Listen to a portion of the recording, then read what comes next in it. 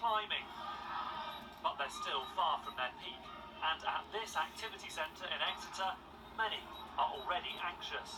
I think this winter's going to be frightening. I live alone. I've got a plan with a friend who also lives alone.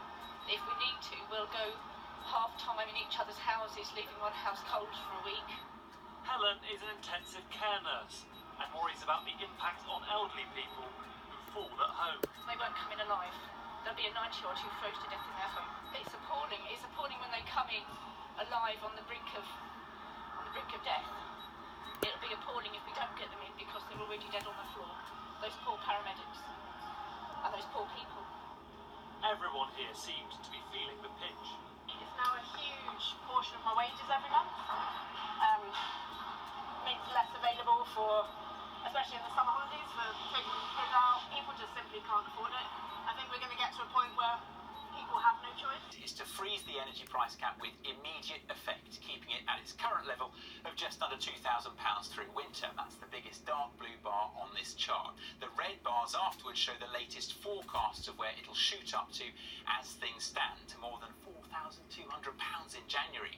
By keeping the price cap where it is, Labour claims it would save the average household £1,000. But how would they pay for it?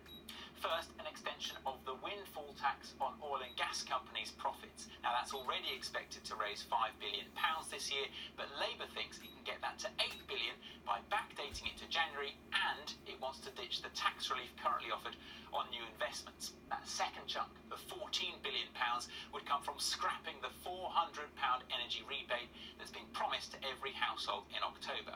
And third, Labour projects £7 billion would come from lower interest payments on government debt, which it says would be reduced because lower energy bills would bring down inflation.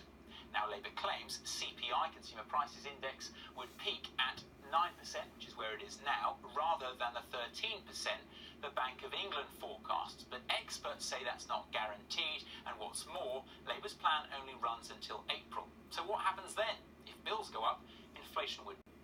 This would clearly do a lot to reduce energy bills for households. Of course, leaving people with more money in their pockets to spend on other things would add to inflationary pressures elsewhere in the economy.